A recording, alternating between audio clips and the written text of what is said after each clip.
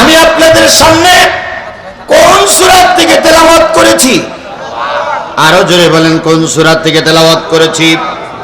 তওবা শব্দের অর্থ হলো ফিরে আসা। কোন দিকে ফিরে আসা? আল্লাহর দিকে ফিরে আসা, রসুলের দিকে ফিরে আসা, দ্বীনের দিকে ফিরে আসা, ধর্মের দিকে ফিরে আসার নাম হলো কি? তওবা। এতদিন পর্যন্ত সন্ত্রাসী জঙ্গির পিছনে ছিলেন। যদি মনে করেন ইসলামে ফিরে না আসলে নাজাত পাওয়া যাবে না, আপনি তওবা করে ফিরে আসবেন, এর নাম হলো তওবা। বিএনপির ফখরুল সাহেব, বাংলাদেশ জামাত ইসলামীর আমির সাহেবদের বক্তব্য, যারা নিরপরাধ মানুষ তাদেরকে আমরা শাস্তির আওতায় আনবো। এ ব্যাপারে কি আপনারা সবাই একমত? জোরে বলেন একমত। সাধারণ মানুষগুলো ফিরে আসুক, কারণ সবাই যদি দেশ থেকে বের করে দেয়, এদেশে থাকার লোক আর খুঁজে পাবা। এই জন্য আমরা দেশ থেকে কাউকে বাইর করতে চাই না, আমরা শুধু চাই তারা ফিরে আসুক দেশের কল্যাণের জন্য, জনগণের কল্যাণের জন্য। আল্লাহ তাদের শুভ বুদ্ধি দান করুক। আর একটু জোরে বলেন আমিন। আবারও বলি, বাকবাকুন করো না। তোমাদের নেত্রী বলেছিল আমরা দেশ থেকে পালাবো না, সেই আগেই পালিয়ে গেল। এখনো যদি বাকবাকুন করো, জনগণ তোমাদেরকে সেই দশা ঘটাইয়ে ছাড়বে যা তোমাদের প্রধানমন্ত্রীর বেলায় হয়েছে। খালেদা জিয়া মামলা খেয়েছিল না খায়নি? তার জেলের রায় হয়েছিল না হয়নি? পালিয়ে গেছে নিশ্চয়ই, পালিয়ে গেছে নিশ্চয়ই, পালিয়ে গেছে নিশ্চয়ই। মতিউর রহমান নিজামী, আল্লামা সাঈদী সহ বাংলাদেশ জামাত ইসলামীর শীর্ষ নেতারা ফাঁসিতে ঝুলেছে। বাংলাদেশ জামাত ইসলাম শিবির ময়দান ছেড়ে পালিয়ে যায়নি। কথা বলেন ঠিক না বেঠিক? আর এক ধাক্কায় তোমরা পালিয়ে গেলে। সুতরাং তোমরা যে কত বড় শক্তিশালী মানুষ আমরা বুঝে ফেলেছি। এর আগেও খেলা করতাম যদি দয়া করে পুলিশ লীগ ময়দানে না থাকতো। শুধু পুলিশ লীগের জোরে এরা তিনবার ক্ষমতায় গেছে। যদি পুলিশ উইডার হতো, একটা বারের জন্য ক্ষমতায় যেতে পারত না। বাংলাদেশের যে কজন এমপি বগুড়ার থেকে পাশ করেছে, সুষ্ঠু ভোট হোক, আর ওই এমপি গুলো মেম্বারে দাঁড়াক। সুষ্ঠু ভোট হোক, আর ওই এমপি গুলো কিসে দাঁড়াক? প্রত্যেকের জামানত কি বলে বাতিল হবে। এটা আমি জোর গলায় বলতে পারি, কারণ বগুড়ার মাটিতে আমার 20 বছর আগের থেকে আনাগোনা আছে। একজন ভাই বলে বসলেন, হুজুর লাইট নিবানো লাগে না। এক সময় লাইট আমাদের নিবানো লেগেছে। কথা বলেন ঠিক না বেঠিক? মাহফিলের সব কিছু তৈরি হয়ে গেছে, হুজুরও মাহফিলের ময়দানে বসে আছে। ঘোষণা আসলো হুজুরকে উঠতে দেওয়া হবে না।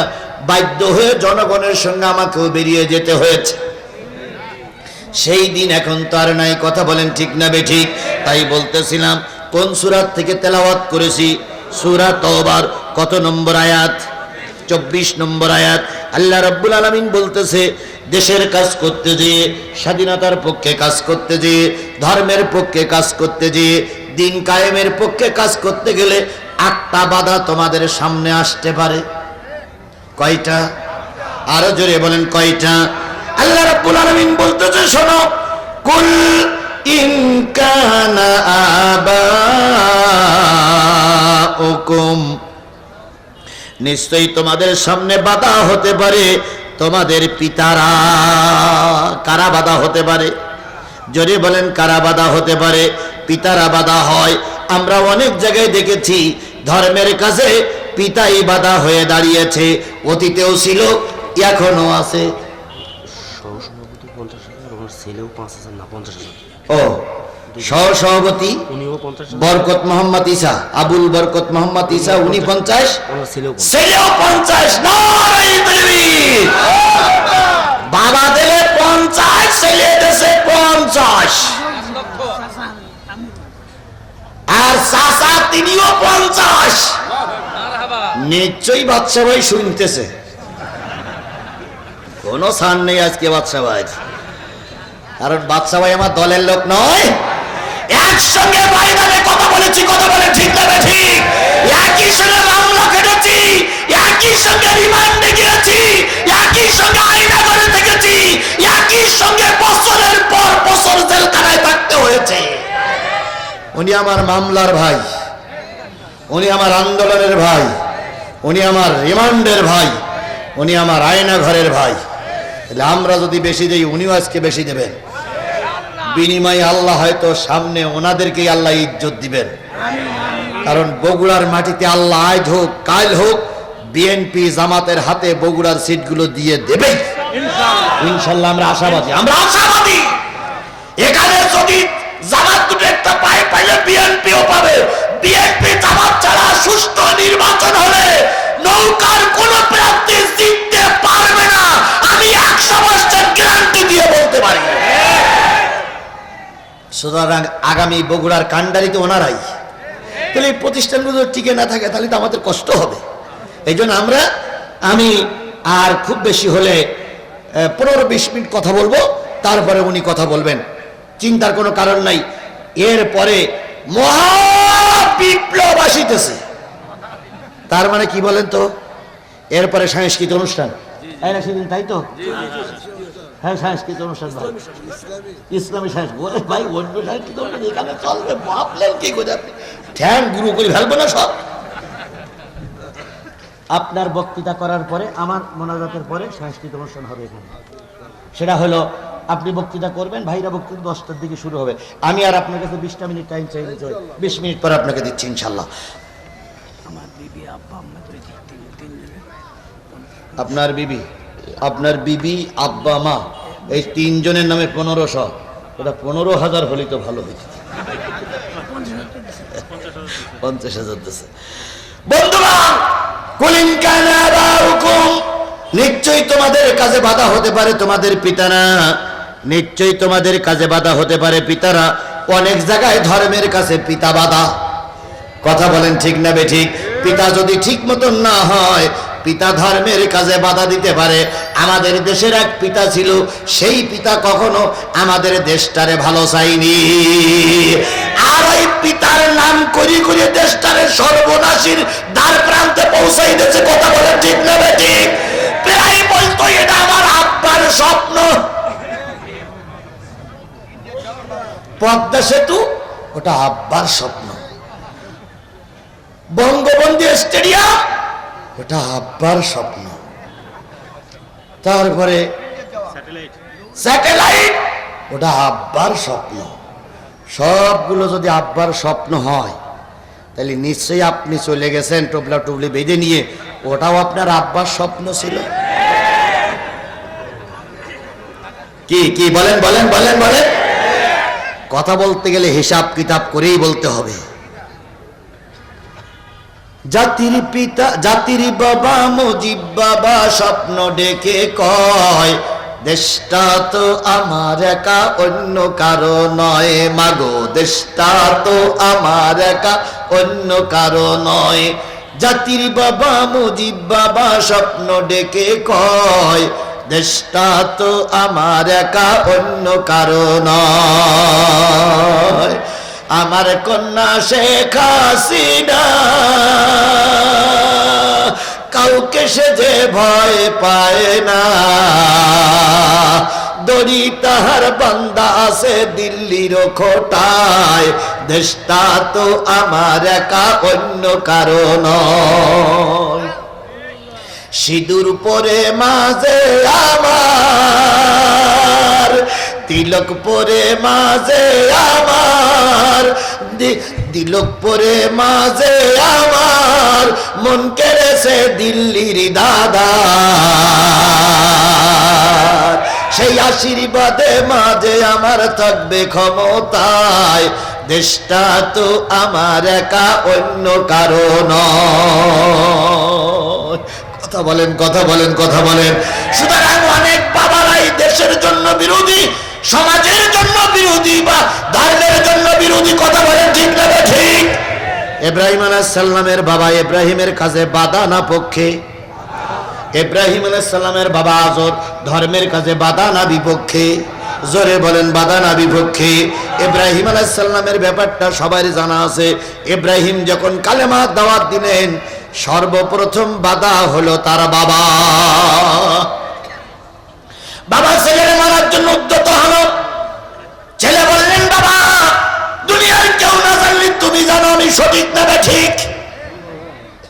এরপরে বাবা যখন নমরুদ যখন অগ্নিকুণ্ড তৈরি করলো, অগ্নিকুণ্ডের ভিতরে ছেলেকে যখন ফেলানো হবে, হাত বাঁধা, পা বাঁধা, কোমরে দড়ি বেঁধে চড়কের পরে ঘুরিয়ে ঘুরিয়ে ইব্রাহিম আলাইহিস সালামকে ফেলা হবে কিসে?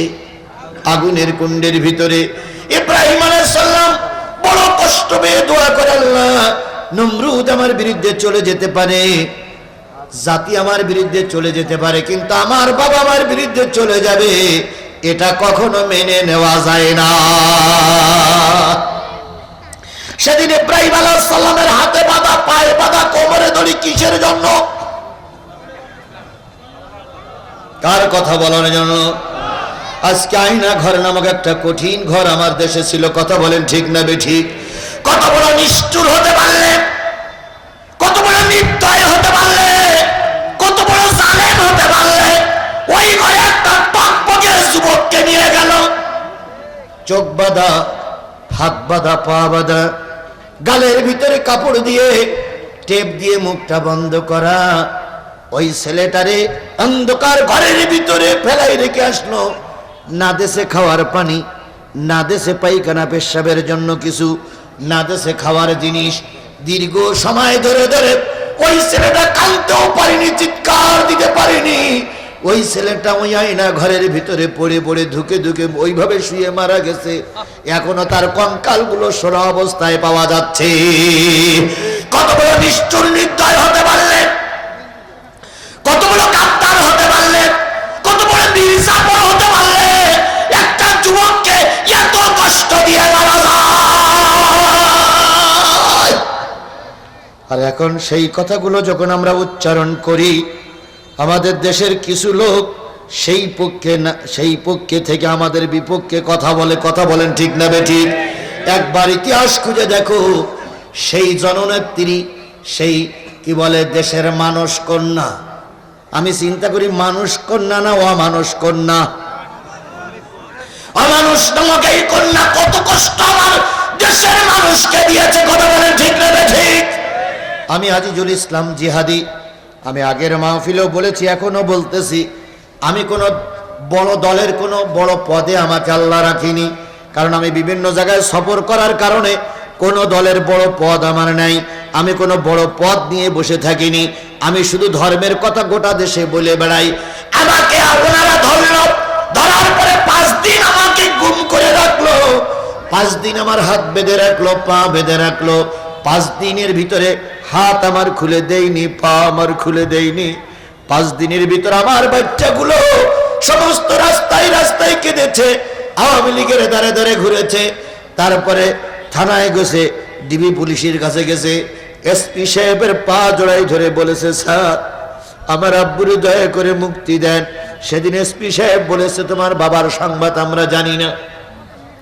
ডিবি অফিসারের কাছে যে কান্দেছে, আমার আব্বারে ফিরাইয়া দেন।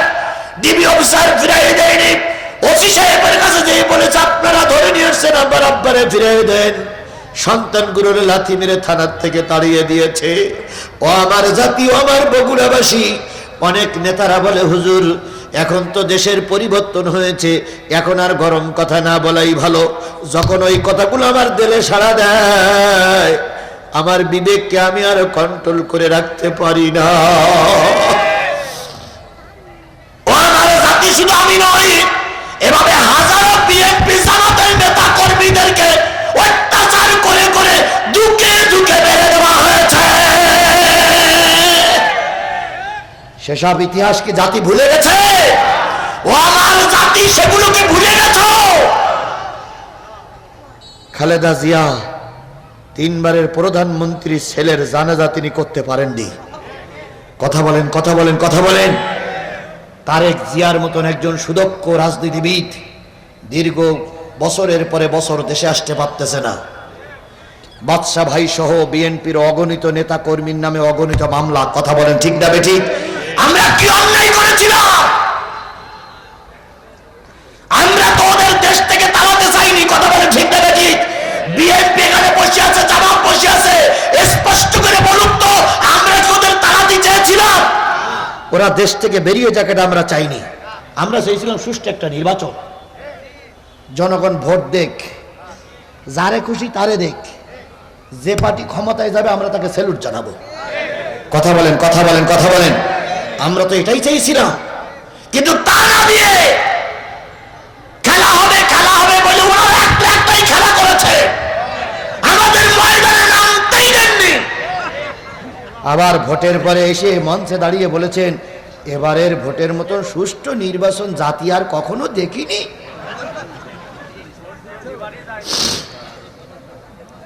তাই আমরা বলেছিলাম সুষ্ঠু হয়েছে নির্বাচন, ভোট দিয়েছে প্রশাসন, তাকিয়ে তাকিয়ে দেখেছে জনগণ।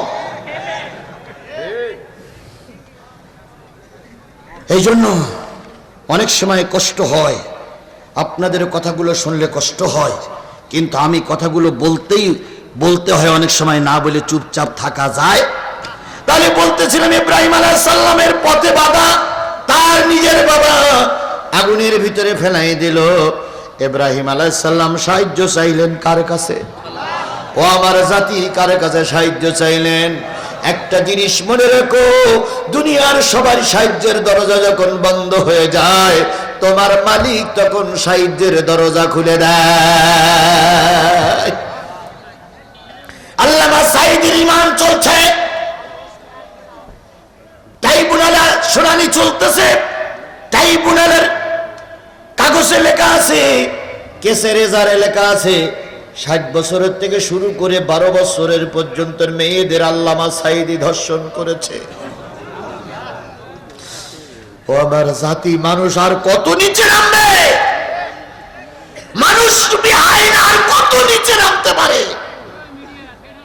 আল্লামা সাঈদীর কোর্টে যারা হচ্ছে, 2 পক্ষের উকিল, সরকার পক্ষের উকিল, পিছনে কথা না বলি, সরকার পক্ষের উকিল বলতেছে হুজুর আর জিতে লেখা আছে 60 বছরের বয়স থেকে শুরু করে 12 বছরের নারীদের আপনি ধর্ষণ করেছেন, আপনি হিন্দু নারীদের ধর্ষণ করেছেন। আচ্ছা হুজুর বলেন তো, 60 বছরের একটা বুড়ি যখন ধর্ষণ করেছিলেন তখন আপনার কেমন অনুভূতি হয়েছিল? একটা হিন্দু ভাই যখন মেয়েটারে বিয়ে করে বাড়ি নিয়ে যাচ্ছে বাসর করবে বলে, শুনেছি আপনি তাদের কাছ থেকে ছিনে আপনার হুজরাখানায় নিয়ে তাদের সঙ্গে ধর্ষণ করেছেন, সেদিনটা কেমন ছিল? বুঝলেন, একটা নারীর ধর্ষণ করেছেন, 12 বছরের একটা শিশু মেয়ের ধর্ষণ করেছেন, তখন আপনার কেমন লেগেছে? আল্লামা সাঈদী কোরআন বুকে নিয়ে বলেছিল, হে আমার রব, এরা আমার বিরুদ্ধে বক্তব্য দিচ্ছে, তুমি জানো এর সঙ্গে আমি কোন প্রকার সম্পৃক্ত ছিলাম না। কথা বলুন, কথা বলুন, কথা বলুন। আমাদের দোয়া কতটুকু কবুল হয়েছে আমি জানি না। আল্লামা সাঈদীর চোখের পানি আল্লাহ পাক বিফলে দেয়নি। যাদের হৃদয় আছে আল্লাহর ভয়, তারা কভু পথ ভুলে যায় না, তারা কভু পথ ভুলে যায় না। আল্লাহর প্রেম ছাড়া এই দুনিয়ায় কারো কাছে কোনো কিছু চায় না। রাতের আধারে যারা সিজদাতে রয়, 2 চোখের অশ্রুতে নদী যেন বয়। ছলনার হাত চানি যতই আসুক, ছলনার হাত চানি যতই আসুক, পিছনে ফিরেও তাকায় না। যাদের হৃদয় আছে আল্লাহর ভয়, তারা কভু পথ ভুলে যায় না। সেদিন তিনি দোয়াটা করেছিলেন কার কাছে? দুনিয়ার কারোর চোখের পানি কবুল হয়েছে কিনা আমি জানি না, আল্লামা সাঈদীর কোটের এই পানিটা বিফলে যায়নি, ব্যক্তির বাচ্চা পালিয়ে গেছে।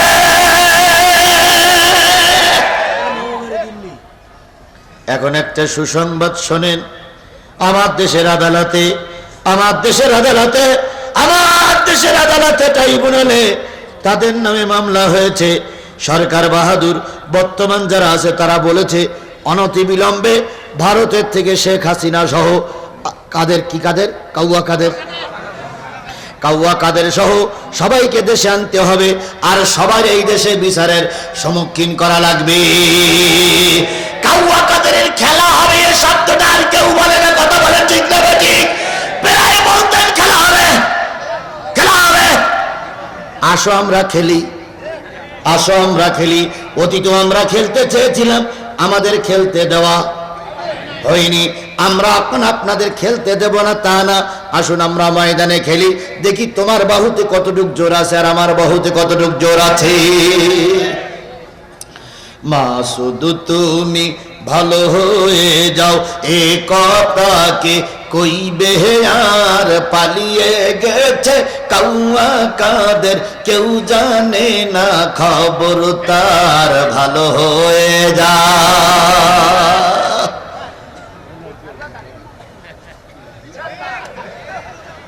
ফকরুল সাহেব আপনার বাসায় কাউয়া কাদের গেছেননি, ঠাকুর গায়ের বাসায় আপনি থাকতে তারে দেশেননি।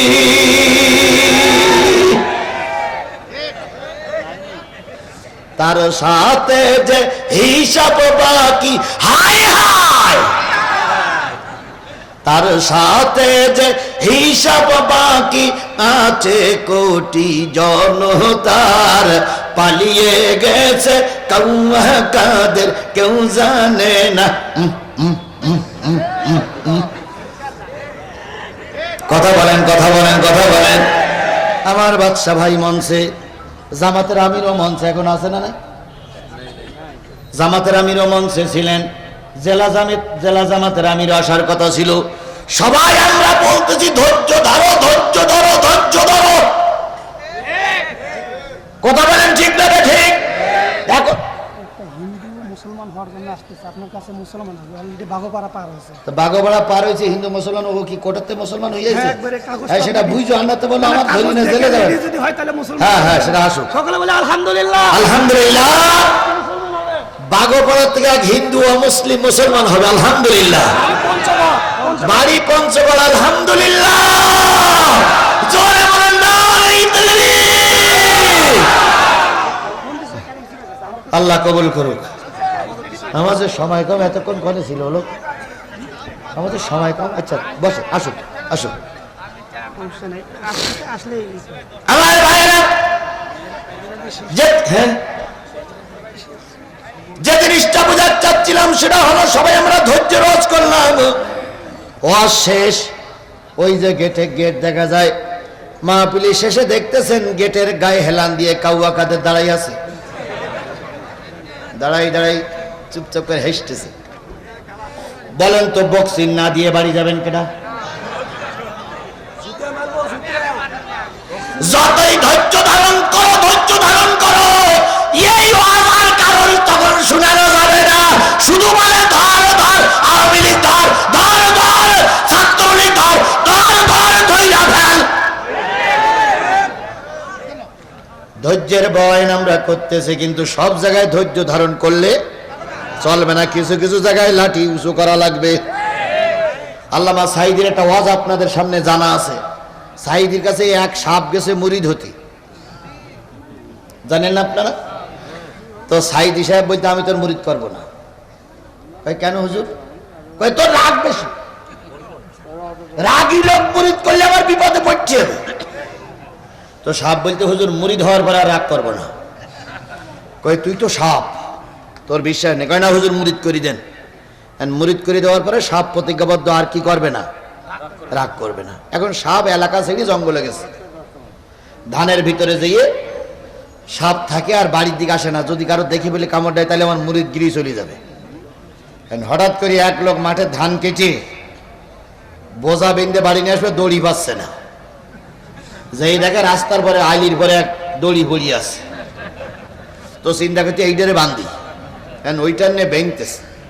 তখন সাপ তখন বলতে, আল্লাহ কেন যে মুড়ি ধরে গেলাম, হ্যাঁ তুই এর সামনে যদি একবার ফোস করে ওটা মতো সব কিছু ফেলাই দিই তোর মৃত্যু, কিন্তু মুড়ি ধরি তো মহা বিপদে পড়িস। তো সাপ বেঁধে নিয়ে